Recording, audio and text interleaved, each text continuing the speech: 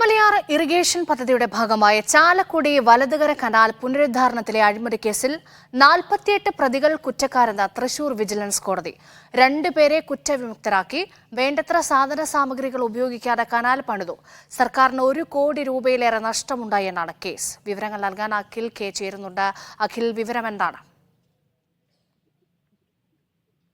രേഷ്മ, 39 കേസുകളാണ് ഇത്തരത്തിൽ ഈ ഇടമലയാർ ഇറിഗേഷൻ പദ്ധതിയിലെ ചാലക്കുടി റൈറ്റ് ബാങ്ക് കനാൽ പുനരുദ്ധാരണവുമായി ബന്ധപ്പെട്ടുണ്ടായിരുന്നത്. ഇത് 8 കിലോമീറ്റർ കനാലാണ്. ഈ 8 കിലോമീറ്റർ കനാൽ നിർമ്മിക്കുന്നതിന് വേണ്ടി ചെലവാകുന്ന തുക, അതായത് ചെലവഴിക്കുന്ന ബില്ലുകൾ ഈ എക്സിക്യൂട്ടീവ് എഞ്ചിനീയറുടെ നിയമപരിധിക്കുള്ളിൽ നിൽക്കാൻ വേണ്ടി വന്നു. അതായത് 15 ലക്ഷം രൂപയ്ക്കുള്ളിൽ വരുന്ന വകുപ്പുകളാണ് എക്സിക്യൂട്ടീവ് എഞ്ചിനീയറുടെ നിയമ ഭരണാനുമതിക്കുള്ളിൽ നിൽക്കുക. അത് നിൽക്കാൻ വേണ്ടിയിട്ട് 43 കോൺട്രാക്ടുകളാക്കി 43 ഭാഗങ്ങളാക്കി പല വർക്കുകളാക്കി പല കോൺട്രാക്ടർമാർക്കായി വീതിച്ചു നൽകി എന്നുള്ളതാണ് ഈ കേസ് എന്ന് പറയുന്നത്. ഇതിൽ 50 പ്രതികളെയാണ് ഇത്തരത്തിൽ വിജിലൻസ് പ്രതി ചേർത്തിട്ടുള്ളത്.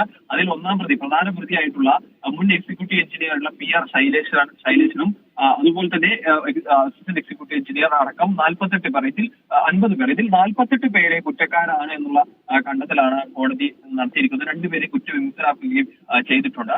എന്തായാലും ഈ കേസിൽ 1 കോടി രൂപയ്ക്ക് മുകളിൽ 1,79,000-ലധികം രൂപയുടെ നഷ്ടം സർക്കാരിന് ഇത്തരത്തിൽ ഈ കോൺട്രാക്ട് പല ആളുകൾക്കായി പല കരാറുകാർക്കായി വീതിച്ചു നൽകിയതിൽ നഷ്ടം അത്തരത്തിൽ 1 കോടി അധികം നഷ്ടമുണ്ടായി എന്നുള്ള ഒരു കണ്ടെത്തലാണ് എന്തായാലും വിജിലൻസ് എത്തിയിരുന്നത്. ഈ കാര്യങ്ങളൊക്കെ തന്നെ ശരിവെച്ച ശേഷമാണ് ഇപ്പോൾ എന്തായാലും ഇവർ കുറ്റക്കാരാണ് എന്ന കണ്ടെത്തലിലേക്ക് ഈ കോടതി എത്തിയിരിക്കുന്നത്. മറ്റേ ശിക്ഷയുമായി ബന്ധപ്പെട്ട എത്ര കാലം ഏതെല്ലാം രീതിയിൽ ശിക്ഷ അനുഭവിക്കണം എന്ന തുടങ്ങിയ കാര്യങ്ങളിൽ വിധി പ്രഖ്യാപനം ഇതുവരെ ഉണ്ടായിട്ടില്ല.